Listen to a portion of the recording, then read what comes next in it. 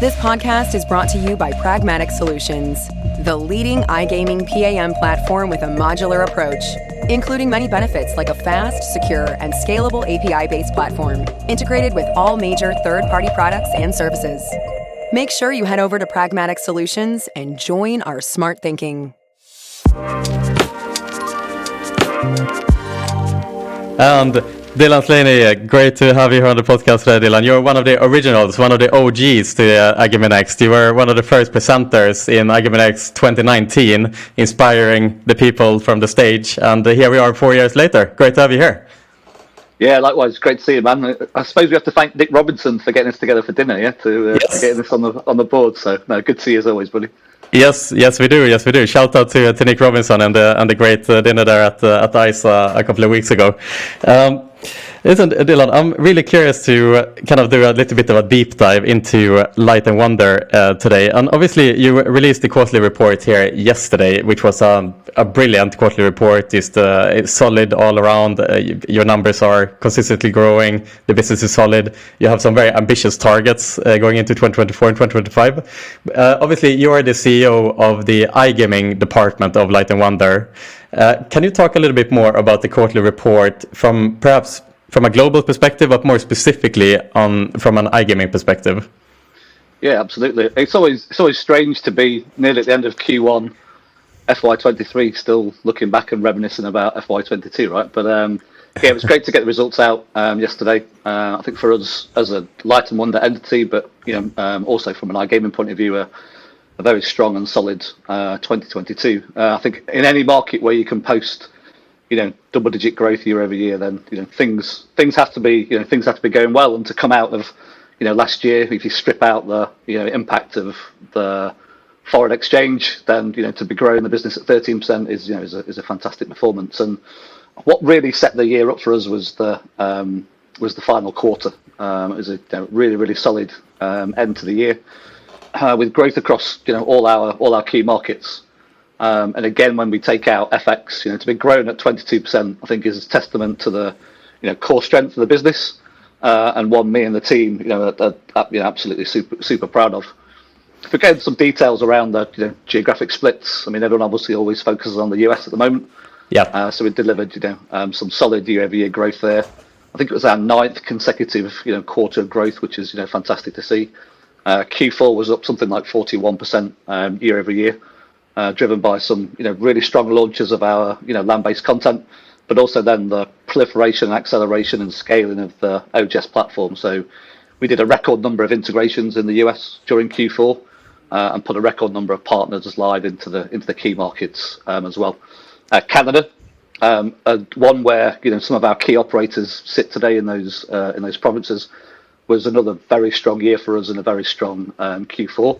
But we also saw continued momentum and growth in our heartland markets of UK and Europe. So, overall, a fantastic performance, and one that the team are super proud of. And I think as well, that growth was also underpinned by some of the acquisitions that we did, during last year as well. So, seeing the likes of Elk and Lightning Box, have record years. I mean, it's interesting to see the growth of someone like Lightning Box in the US now, where over 70% of their GGR is generated from US and Canada. Elk continue to put out amazing content that really resonates with players in UK and Europe, and we're looking forward to seeing those guys live in the US later this year. But I think as well, irrespective of all the numbers, for us, I think what was really pleasing is that it was against the backdrop of tremendous change. So we became Light and Wonder during 2022. We divested of our sports and lottery businesses, which has fundamentally reshaped who we are as a business. And it's this change and new strategy that is really the foundation of those results. So yeah, a good year, but we're now into FY23. We go again, and we never settle. Absolutely, that's the way it should be. And I want to dig in a little bit more, Dylan, in one of the acquisitions that you made fairly recently, which is Authentic Gaming. So obviously, Authentic Gaming is a live casino provider that you acquired, I think, like a year and a half ago, something like that. And obviously, in the United States, I took note in the quarterly report that you are just about to to go live in the first state with authentic gaming. Currently, today there is obviously a monopoly on live casino, more or less by Evolution, and it seems to me, at least from an outside perspective, that Evolution to some extent has already killed off the market by setting exclusive agreements with some of the major operators over there. And as we know, the North American market is very much a market of the big players. And so I'm curious to know a little bit more.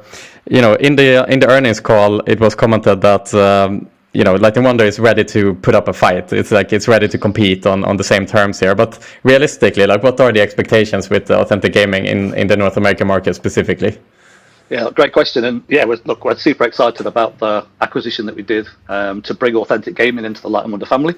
I was in Michigan last week, so not that live casino isn't important every day, but definitely was important last week because I was in Michigan to, I guess, cut the ribbon, if that's the right phrase, on our studio. Yes. Exactly, I cut the cord. Yeah. But it was great to see what the team have built out there. We are going through the regulatory process. We've had our first sign off by the Michigan Gaming Board. We also hosted two of our key tier 1 launch partners out in Michigan last week as well. So look, whilst there might be some interesting deals that the competitor that you mentioned has done in the US, there's certainly a huge amount of growth opportunity, and it's one that we're excited about, not just for this year, but for the next 3 to 4 or 5 years, as well as the US market continues to mature. So we're getting ready for go live. We'll be announcing 3 tier 1 launch partners in the coming weeks. I'd love to be able to give you that exclusive now. Right. Fortunately, bound a little bit by sort of some legals and some contracts and things like that. But we're excited about where we've got to. The authentic business has got some amazing core foundations that we've been able to build on over the last year. And I think when we get through our phase 1 of getting live in the US market with the core products of roulette, blackjack, and baccarat, I think you'll see some really interesting product developments coming out in the next 6, 12, 18 months as we bring what L&W has, which is an amazing amount of IP, amazing amount of knowledge in the table games space with brands and IP like Shufflemaster.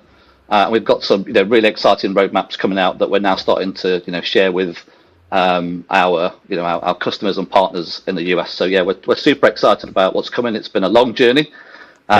Live casino business definitely isn't easy. Definitely very, very different to building slots. But we're really excited about getting live in the US, and watch for more announcements coming in the coming weeks. Absolutely, and it seems to me that the scale is key, right, when it comes to live casino, and potentially one of the problems in the North American market is that each state is ring fenced, right? So you need essentially to build a studio in each state, essentially, and then obviously sign up enough operators to make those ventures possible. Is it a long-term play, or do you expect to be profitable fairly within a fairly short time frame? Yeah, no. Look, I think live casino for everybody is a long-term play, and Evolution have got a number of years behind them where they've built great business and some great products. Let's not take it away from them. We help them distribute those games and that content for many operators around the world as well. But what we're excited about is the long-term impact that live casino has on the player experience. Right, we know it's something that players love today, and we know that with our experience, with our IP now with the acquisition of authentic gaming, that we can bring all those things together, and I think provide players with some very unique and rewarding experiences, because we know that's what players want, and that's the exciting piece. Absolutely.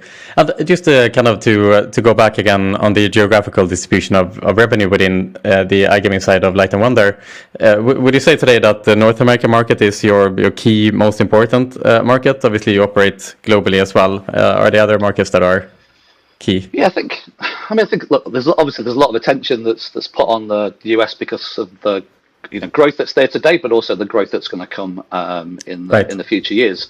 But today, our UK market is still our biggest market.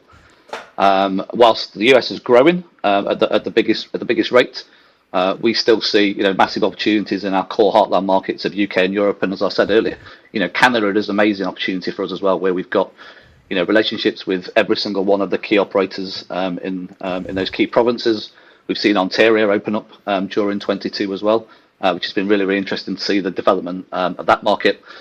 So yes, the US is a focus for us, but we think that there's huge amount of growth opportunity and share gain opportunity in all our key regulator markets where we play. Yeah, fair enough. And so the reason I'm asking is to zoom in a little bit more on the US market.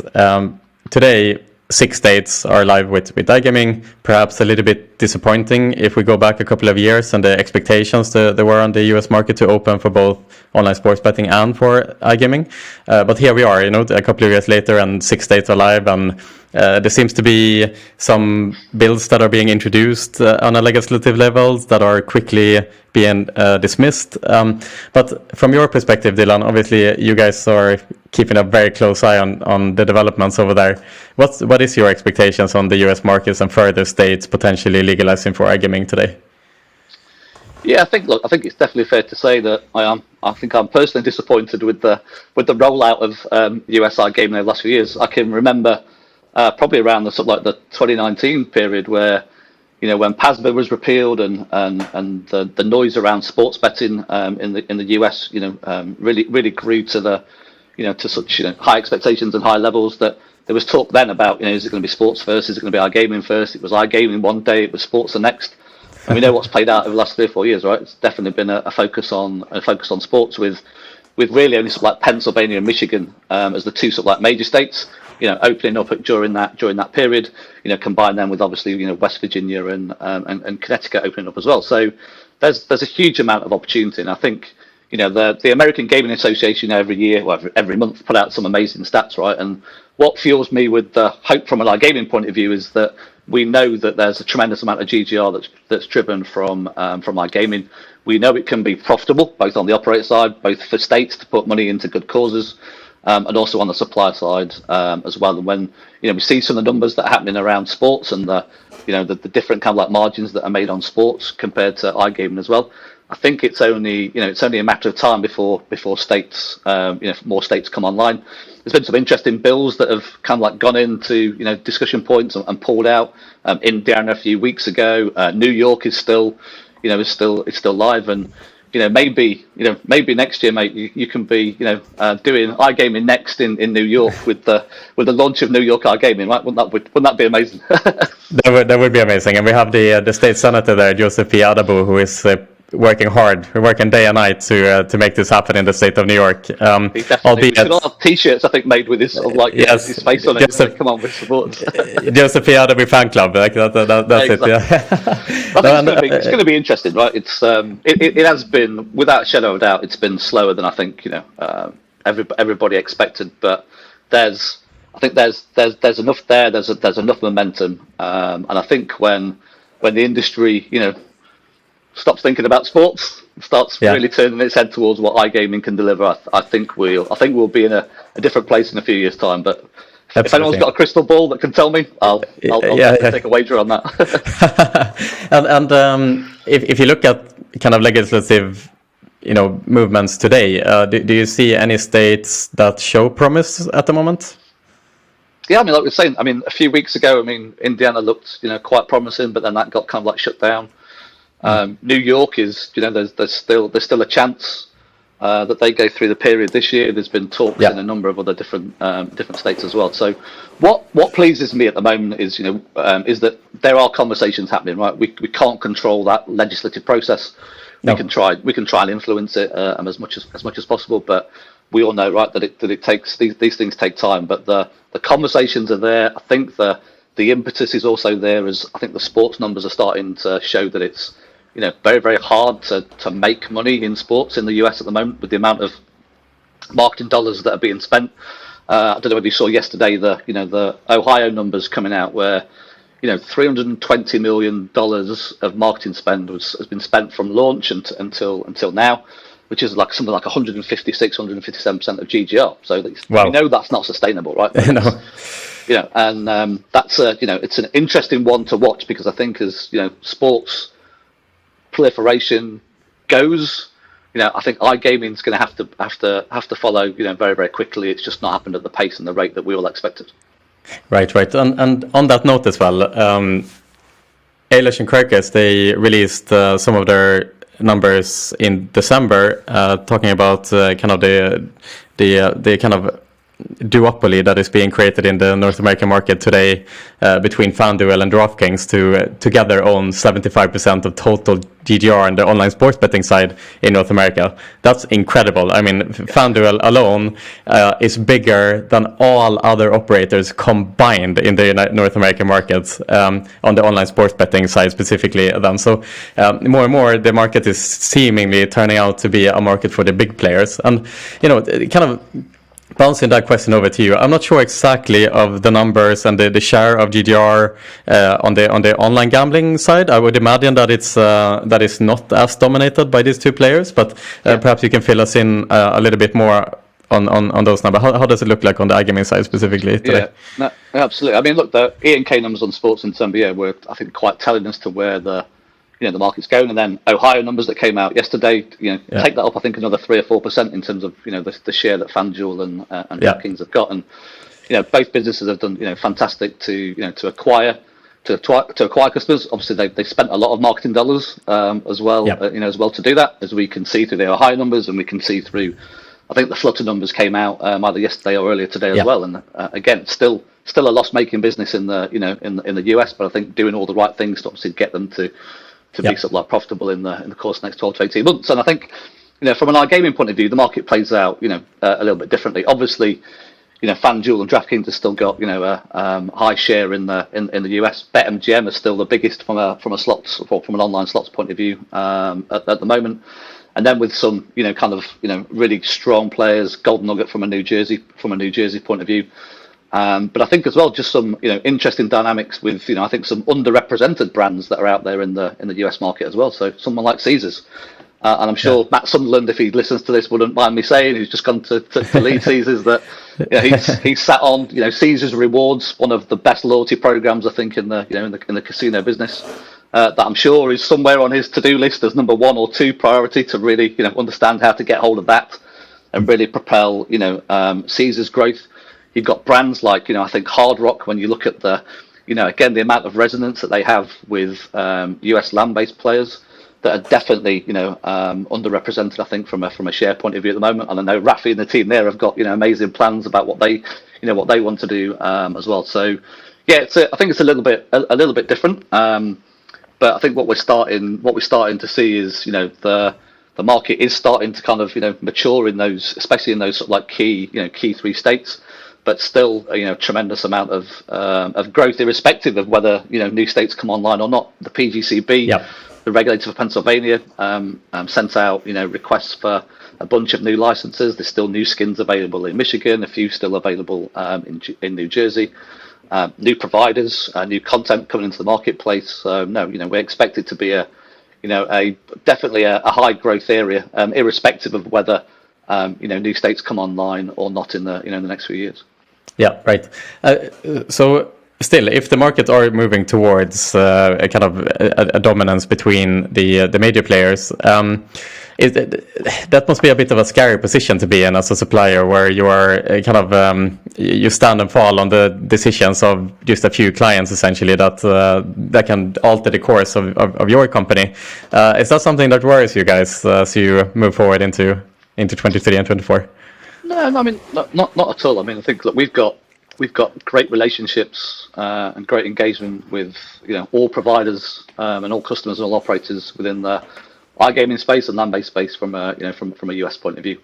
I think what we will see is that the operators that really focus on the player experience, that really focus on giving the player a frictionless, seamless kind of like journey through the digital world. They will ultimately play out and win. But also, we've got to remember in the US is that the land-based casinos are still huge, even in places like Michigan.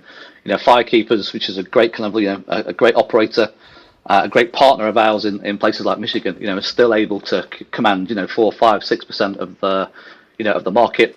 Bet365, recently launched in the in the US from a sports point of view as well. I mean, they've got some great smarts and some great operating knowledge that they're going to bring over from their core UK European markets into the US as well.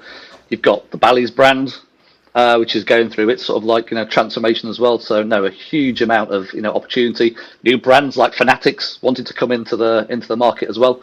You look at the database that they've got of customers in the US, and the relationships that they've got with a bunch of sports brands, and I think it's exciting times to see what will ultimately shake out in the next 3 to 4 years as the market matures, as more states open up, as the operator landscape continues to evolve and change, and as players' habits continue to evolve and change as well. I think it's an exciting time in the US without a shadow of a doubt. If you would look into the crystal ball and try to make some predictions here, Dylan, these things always come back to bite us, by the way. But still, if we look 5 years ahead in the North American markets, what would be your predictions? What would the market look like in 5 years' time? I think first, I think iGaming next, to give you guys a plug. I think it's going to be it's going to be the East Coast of New York's going to be the biggest events. You're going to move over to the West Coast and do an event over there as well. So I'll give you a plug for next week on that one, mate. But apart from that prediction, I just think it's all about maturity. And I think sometimes it's an overused word. It's got a lot of bad connotations with it. But if we just take players, players in the US land-based casinos have been used to playing certain types of games, which is very, very different to what let's say European players have been playing, both from a digital and land-based point of view as well. So we're going to see sort of the maturity of player habits to play games like Megaways. Megaways doesn't exist today on the on the land-based floor, but it's played by millions and millions of players from a UK and European point of view. When those games have gone into the US in places like New Jersey, we've seen them resonate. We've seen digital native content from the likes of Big Time Gaming, Light and Wonder, from the likes of Real Play, still have resonance in the in the US market when it doesn't exist in the in the land-based ecosystem. And then you've got people like like us, like Light and Wonder, that are putting some amazing land-based content into the digital ecosystem as well. And we're seeing that even with some of our content that's coming out, that even if it's that land-based kind of content, that land-based genre, and we're launching it before it even goes into land-based casinos, players have resonance with it. One of the games on the E&K charts from a few weeks ago was a game that literally we put out into the market slightly ahead of when it went in to land-based casinos, and we saw players resonate with it. 88 Fortunes is still one of the most played games in the US market that's been around for the last 5 or 6 years. So players are going to mature their taste and their appetite for content, and I think that's the most exciting thing for me. As well as then, the market will definitely mature. We'll be in more states. I wouldn't predict New York, but I'll predict New York. Right, we're going to be in New York. Ohio, Indiana, all these kind of great states that I think will then set iGaming up in the US as by far the biggest sort of biggest marketplace for digital players. Yeah, absolutely. And on that note, you speak about kind of taking the land-based content over to digital. I must profess here that Light and Wonder is behind my favorite game of all time, actually, which is Goldfish slot. It's become so popular. Just online as well. Oh, it has? Oh my God! Then okay, I'll be your first customer. This has been such a big thing in my circle over the last 10 years that whenever we go to Vegas or whenever we go to any casino for that matter, the hunt for Goldfish is always the absolute first thing that we do, and it's been like that for 10 years. Okay, so it's a great franchise. I'm loyal. Great franchise, yeah. Incredible game. I love that. So on that note, Dylan, I mean, we talk about kind of land-based and online. What's your expectations going forward when you just compare the two industries together? Obviously, online is consistently eating market share from land-based. If we look at the H2 gambling capital numbers, it's constantly gaining market share for online. Is that going to continue as well in the next couple of years? Is online eventually going to take over completely? Is there more synergies between online and land-based to be explored? What's your thoughts there, land-based versus online in general? Yeah, I mean, look, we talk a lot about iGaming versus land-based. But for me, it's about the proliferation of digital experiences, right? It's already happening, and many other verticals are way further advanced than what's like the traditional stuff like gaming vertical is.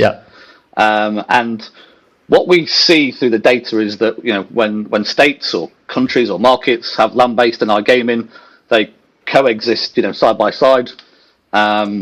Both of these channels are really help to bring the player experience to life and make it richer. There's more GGR that's generated when you have iGaming, you have land-based gaming, which is great for the business. It's great from a tax dollars point of view as well to fund good causes in states. And we also know from various studies that have been done from a player perspective that players who play across multiple channels are definitely more valuable to operators. So and this is that it's true in virtually every market where sort of like land-based and digital are live. And whilst we talk a lot about is it iGaming, is it land-based, but the narrative for me, it's about that digital changes the player experience. Right, iGaming is just a channel. It's just where people decide to play their content. But the digital world and the digital ecosystem opens up I think a whole host of opportunities to fundamentally change how players interact with content, and ultimately how we interact with players. There's a lot more that you can do to interact with a player on a digital device than you can do from a land-based point of view. And whether that's in payments, whether that's in kind of like loyalty schemes, whether that's in shared jackpots, whether that's building liquidity in games that that players can then play in land-based and move over to a digital environment, or vice versa. Digital, not iGaming. It's digital that represents, I think, a way in which we can do more to excite players and make their journey, as frictionless and seamless as possible across the two channels. That's the exciting piece. We know iGaming's coming. We've seen that sort of like proliferation through UK, through kind of like European markets as well. It's only a matter of time when it does come to the US. But we also know that it's accretive in the overall kind of in the overall pie. And more importantly, it will be players that are ultimately going to choose, when and where and how to play. And digital for me is the binding agent that will make that experience as deep and as rich as possible. Right. I mean, you mentioned here, we've seen in the past how in the UK, Sweden, other markets that are more kind of like digitally native, say that the players over time move over more and more to a digital space, and based on that fact alone, we can expect that the same will happen in the US. I want to ask you as well, like in general, we've seen the industry developing and maturing on the European side over the last 25 years or so.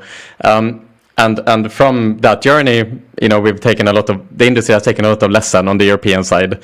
Responsible gaming, going through headwinds there, kind of getting to terms with regulation and so on and so forth. Just looking at the North American market, which is much younger, which are potentially soon going to face the same challenges. Do you see kind of a similar road ahead for the North American market? Do you think they eventually will face kind of like repetitive challenges and repetitive patterns that we've seen in the European market?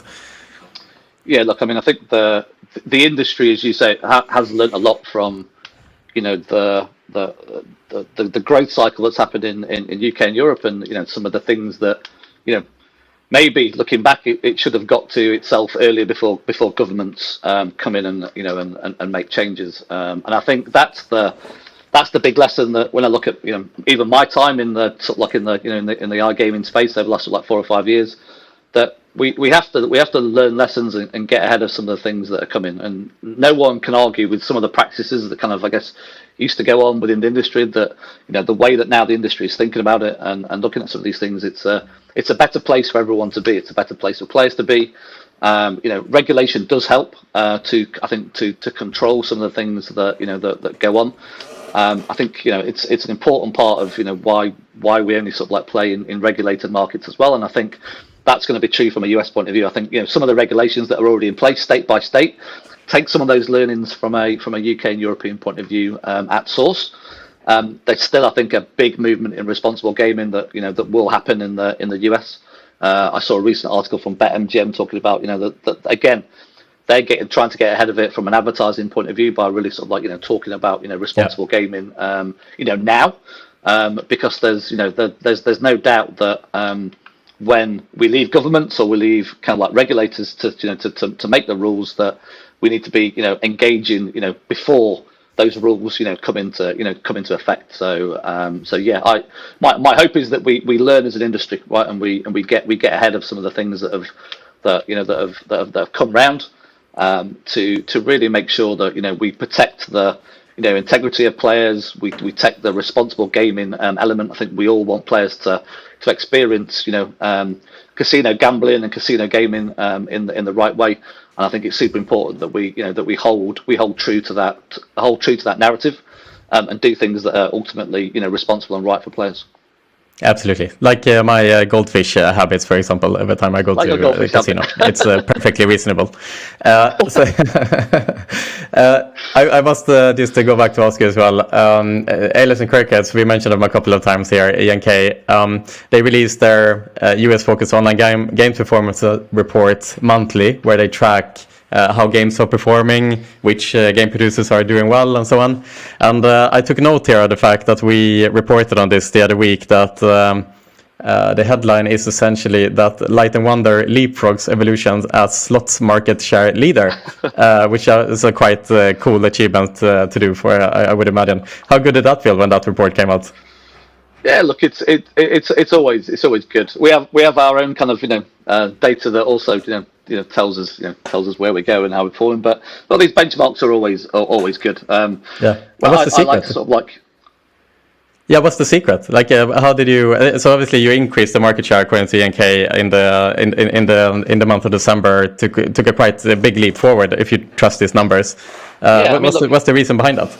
Yeah, look, I mean, the reason behind it is the execution of the strategy that we laid out about 12 months ago. So, one of the investments that we did in L&W, from the change in the makeup of our balance sheet with the divestiture of sports and lottery, was to set up a dedicated studio in Las Vegas that was aligned to our gaming studio, that is purely there just to bring out more land-based content. So that really started to hit in during Q4. We're also seeing it in the numbers during sort of like January and February as well. So that studio now is delivering what we call two land-based epics every single month into the three kind of major states, and then we supplement that with one Lightning Box content a month as well. So that kind of like core strategy based around the land-based epics, based around Lightning Box content, which we know resonates with players, is essentially the foundations that you're kind of like now seeing that are sort of like driving some of the share gains that we're seeing, and the reports that E&K are putting out. So yeah, it's a great achievement. It's great to see. But yeah. But just keep pushing. That's it, man. for sure. But it must be challenging. I mean, I'm reading here as well that there's something like 50,000 games out there today, many of which have been launched in the last year. There's like hundreds of game studios that have been born in the last year that are all just pumping out games. It seems like the market is just absolutely saturated.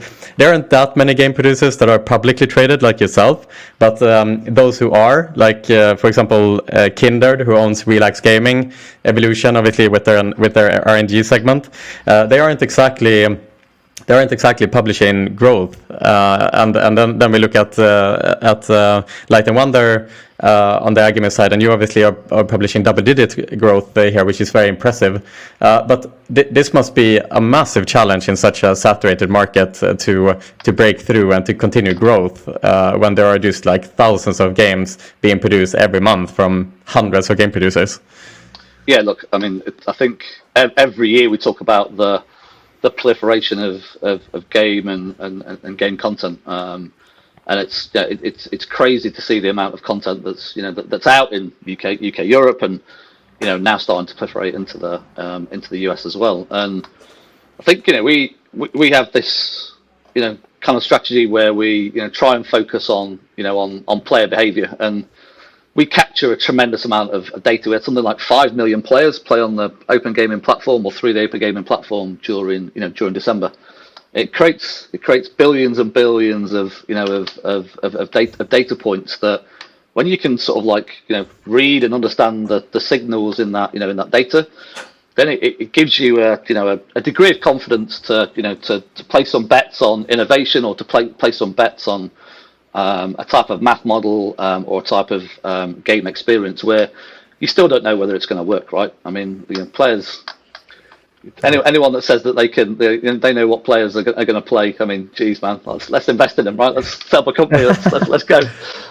Some people get it. Some people get it. Get it more right than others, and I think we have we have that data set which is core to to what we do. And we also have that amazing sort of like land-based business in the US, which is also coupled to a social business where again we see a lot of information, right? Which we're now starting to learn, really about what data that we have, not just in iGaming but within Light Up One as a whole, and really bring all that kind of like learning to bear on, on what content we produced. I mean, at ICE, we announced the launch of Wonder 500 in the UK. Which is completely different to content that's out there at the moment. We set the maximum stake level. We only allow players to win at sort of like 500x their bet. So nothing is out there like that at the moment. And the way that the game kind of like works is it gives players more chances to win on a more frequent basis. But obviously, because you're betting at a lower level, it's going to appeal to more of sort of like a casual player. So the high volatile players are definitely not going to go and play this game. But working with our data, working with Sky, we saw that there was definitely room in the marketplace for games that are tailor made for types of player behaviour that we see, and that's what we're focusing on. And time will tell whether that's the right strategy. For sure. Another thing I took note of here in the earnings call is the fact that you have the business as a whole has very ambitious growth targets, right? You are targeting like $1.4 million EBITDA. Is it 2024? Did I get that right? 1.4 billion 2025, yeah. 2025. Obviously, that's I think today you generate just shy of 1 billion in adjusted EBITDA. So it's the business is targeting 50% growth for the year 2025 compared to 2022, essentially. But these are very aggressive targets with the backdrop of the economy being what it is and potentially taking a downturn. At the same time, we talk about the proliferation of games here and a lot of competitors entering the US market and in general competing against yourself. Does this sometimes wake you up in the middle of the night? These aggressive targets and frighten you? How do you feel about this big push on the company? I think the only person that wakes me up in the middle of the night is Nick Robinson when he's calling right. at like 2 or 3 o'clock, or Pete Causley and Dave Little from Lightning Box. People seem to outside of my kids waking me up as well. I mean, look, we set out. We're a year into the execution of this plan. So at our Investor Day last year in New York, we set out this plan, and whilst there's always kind of humps and bumps along the way, as where kind of like things don't necessarily materialise the way that you think they are, and other areas grow at faster rates. We're super confident in the plans that have been laid down. So it is ambitious, but that's why we're here. We're here to win, not just within iGaming, but within land-based gaming. We've got ambitions to take more share in our key markets. They're backed up by a fantastic roadmap of content. Some of that sort of like new content is starting to hit the US land-based casinos now, and it's performing fantastically well. We've got a social business in SciPlay that, again, when you look at its competitive set out in the market and you look at its results that it's published today versus some of its key competitors, again, I think it puts into perspective that we've got 3 businesses or 3 business units in land-based gaming, in SciPlay, in iGaming. They're individually performing strongly, and when they come together, collectively, there's a lot more that we can do together, and that's really what underpins this ambition to be the world's leading sort of like cross-platform global games company. It's the combination of those 3 business units and all that great IP, all that great talent, coming together to really win, and that's ultimately what we're here for. Yeah, you mentioned you kind of are three business units that make up Light and Wonder. The gaming division, which is the land-based side, obviously the traditional side of the business, which was born in the 60s or something like that. SciPlay, which is the social casino, and then obviously iGaming, which is the part that you are spearheading. Of those three business units, you're the smallest one today in terms of revenue. One. Yeah. Is there like a sense of competition between the three business units? Like, do you think at some point you'll be the biggest ones? And how is that internally? Like when you try to kind of get a voice in the room. Let's say when for today you're talking from a not the strongest point of view in comparison to the others. Like, but is there like a competition element here between the three? There's always competition. It's got to be, right. Like we're all here to win. But no, like I said, it doesn't matter, right? We have to collectively win. If you just take where 60-70% of our content comes from content that we take from land based and bring online in the US. If that content isn't amazing, then there's only so much that we can do from an iGaming point of view. So there's the healthy banter that goes on between the three business units. I was messaging Josh Wilson, who runs SciPlay, this morning just before he was getting on his earning calls. Going, looks all right, mate. Numbers look good, and it's great that what's changed, and especially with the two divestitures, is this absolute kind of like resolute focus on this strategy to win and to be the leading cross-platform global games company. I mean, it sounds like just a strap line, but it's something a lot bigger than that. It prevails now all the way through the organization. And if I look back 12-18 months ago with the collaboration that we had as iGaming with the land-based team or with social, it was kind of like virtually non-existent. But we were absolutely resolute on how we want to win as Light and Wonder, and to do that we need to have three amazing business units outperforming market growth. And then collectively, they need to come together to make those sum of the parts, really sing and dance, and that's what we're here for. And it's been amazing to see that sort of like that transformation that, like I said at the start, really underpins not just the iGaming growth, but the growth that Light and Wonder have been able to talk about for 2022. Fair enough, Dylan. Last question for you here today as well is, if we now look 5 years into the future, the business itself, where do you see the business being? And of course, the question is, will iGaming then be the biggest of this business segment? Well, I hope it is. It's gonna rely on a lot of states coming online, mate. I think for that to happen. But no, I mean, look, what I know is in 5 years' time is this business will be, five times better than what it is today. Whether that's 5 times X from a revenue point of view, well, let time will tell us that. But our focus is every day, every week, every month, every year, just to continue to really understand the changes that we need to make to sometimes get ahead of the market, and sometimes we're playing catch up.